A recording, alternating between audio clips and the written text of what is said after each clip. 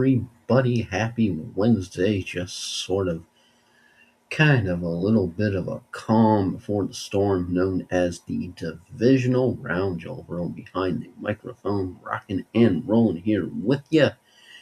Let's just get right to it. We're foregoing all the bells and whistles, just getting right to the crux of the matter, as of course.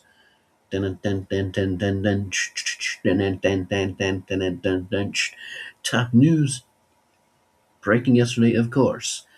After 18 seasons, head coach of the Pittsburgh Steelers, Mike Tomlin, stepped down, taking everybody by surprise.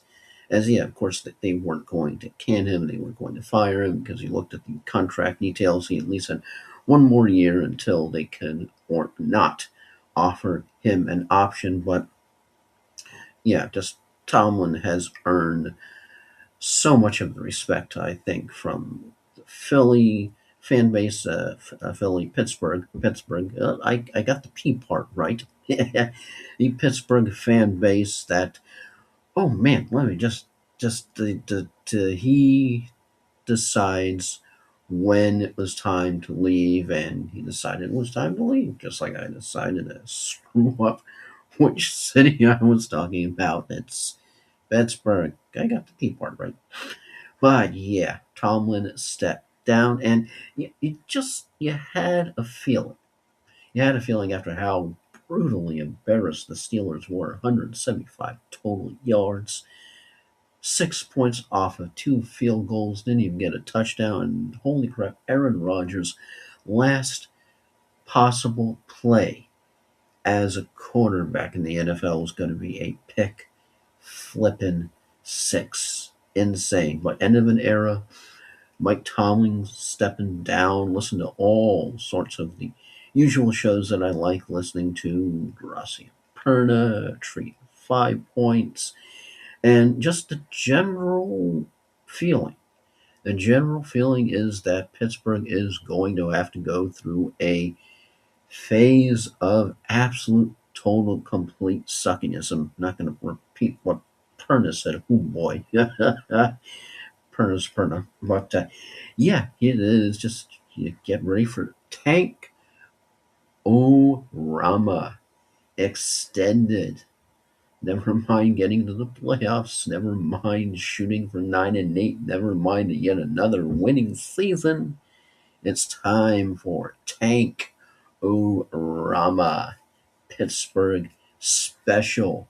So what's Tomlin going to do? I know it seems like he could just hop into somewhere else, maybe Miami, maybe even Tampa. They'd be like, you want to come here, Coach Tomlin? You want to come here?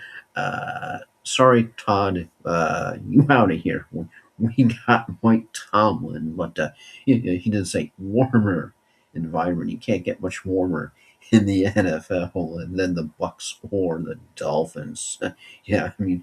So who knows? But uh, everybody just tends to generally think that what Tomlin's going to do is take a year off, and if that means he goes to the booth and joins up with some broadcast team to some yakking, that's what he's going to do. And just sort of kind of decompress and take a break from having to answer stupid, dumb, flippin' questions after every flippin' Sunday. That probably definitely has to suck even more when it's lost. But end of an era, Mike Tomlin stepped down yesterday in Pittsburgh.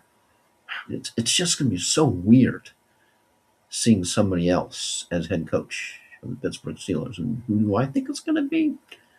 Odds-on favorite's got to be Arthur Smith. I mean, path of least resistance. He's always there. You don't have to go through all the hum and haw of bringing somebody in, interviewing, blah, blah, blah, blah.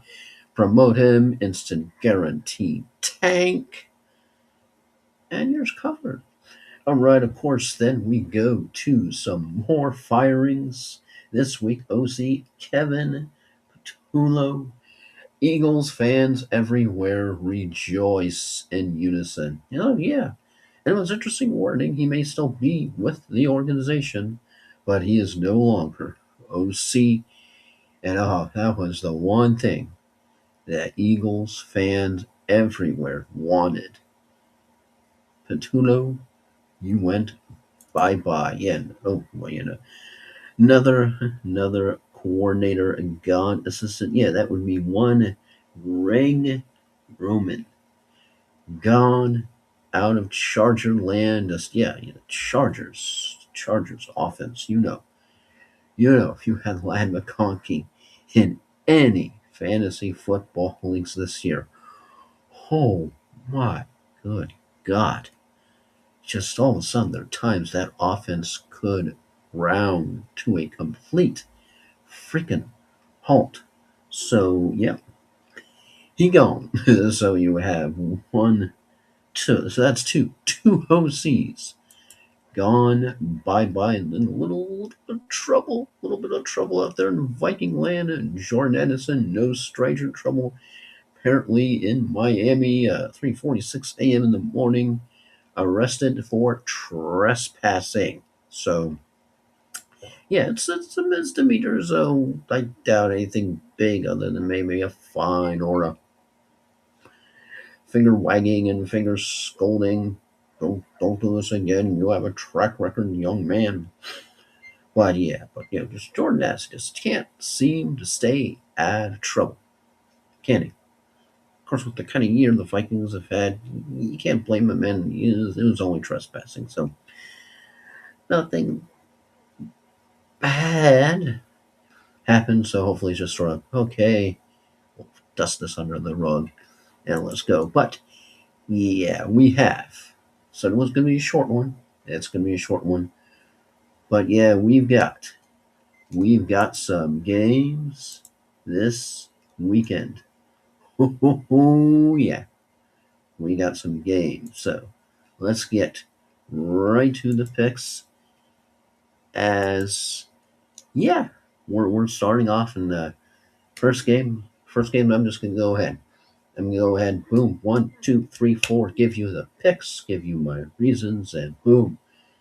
We're not going to get into the deep dives. I'll save that for another time. But yeah, first off, I know. I have to pick the Broncos. Why am I picking the Broncos? I just think the Bills are way too banged up. The number one thing you hear is who's starting at wide receiver for the Bills this week. Keon Coleman is going to be the main number one target for Josh Allen, who probably has anywhere from 5 different injuries himself. His ankle got rolled up, bashed in the helmet, you name it. I just think as amazing a run as these Bills have had that they got past the Jaguars, I cannot see them get past that Broncos defense as banged up as they are. If they had healthier wide receiver room, their O line was a little bit healthier. Josh Allen wasn't as banged up as he was. I might drink the Bills Kool-Aid, but I've got to pick the Broncos. I just think the Bills are too banged up to go against that D. And speaking banged up. Let's just carry this on over, and that's why I'm picking the Seahawks, because I know people are talking about, can you trust Darnold in crunch time in the playoffs this deep, again, closer and closer to the promised land. But yeah, you just had the 49ers lose George Kittle. Kittle down, one of the major pieces of that 49ers offense. Can CMC and Brock Purdy do it all by themselves? Seahawks are used to being one-dimensional, being a Sam Darnold, a JSN show. That's their bailiwick. Seahawks D, that's where the money is at. And even with the Fred Warner coming back news, that's a possibility.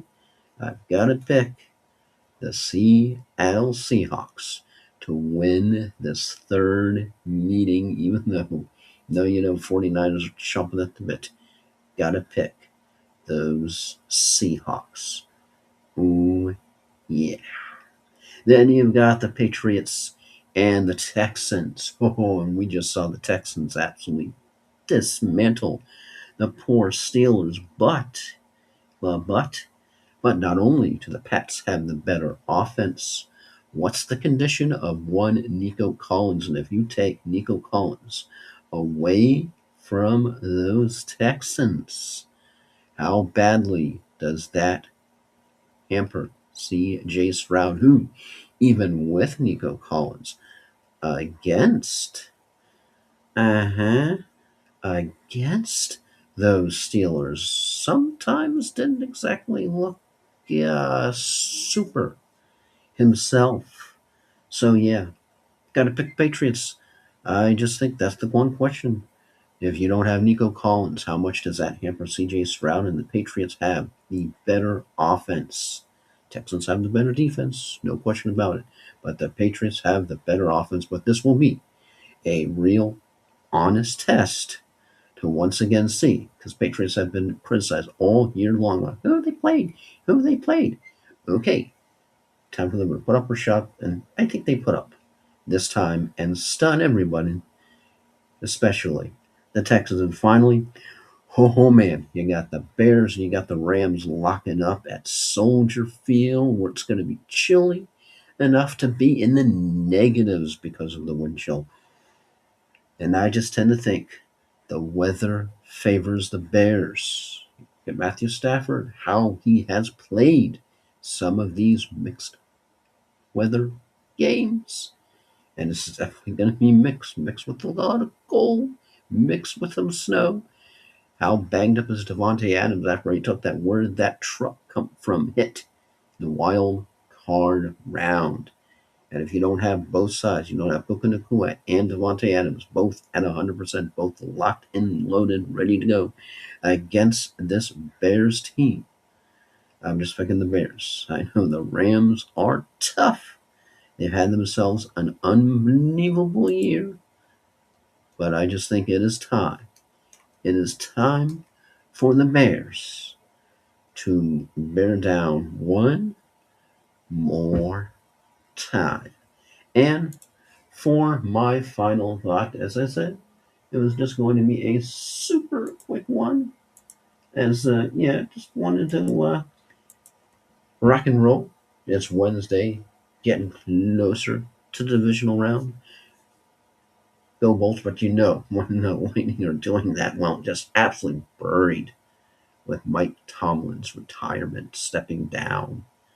Well, no, not you can't say retirement, but temporary hiatus. There we go, temporary hiatus. But yeah, oh boy.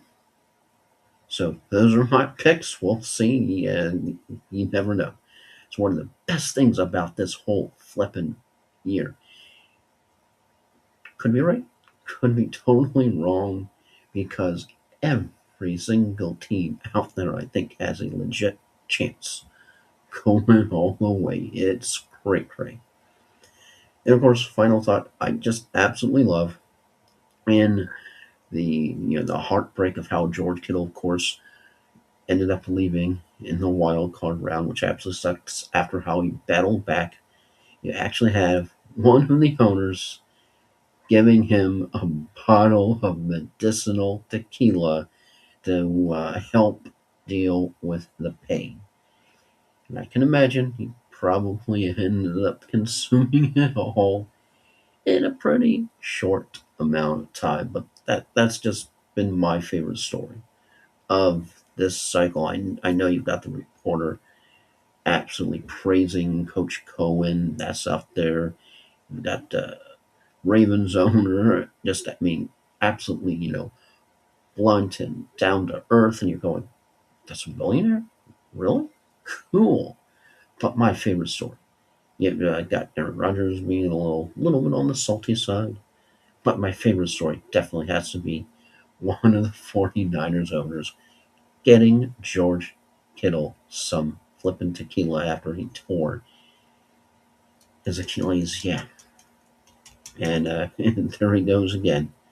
So, oh boy. But yeah, let's see what happens. Let's see how the divisional round sorts itself out. Be interesting to see how much Ryan and I agree or disagree with the picks coming up. More than likely on Friday. I know, come up with the stuff. Friday. How about just Friday?